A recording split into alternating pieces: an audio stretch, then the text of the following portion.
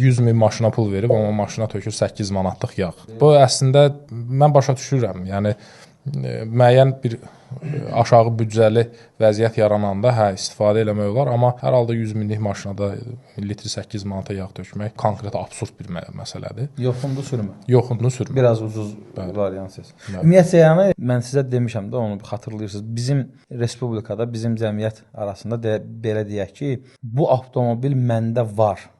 Qonşudan qalma geri prinsipi.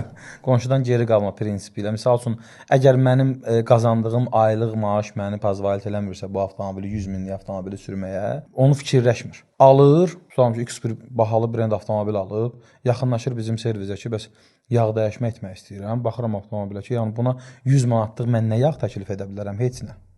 Bunun heç olmasa yağ dəyişmə xərci bir 200 plus olmalıdır. Baxırsan ki, bu 100-150 manatlıq yağ axtarır. Büdcəsinə uyğun deyil.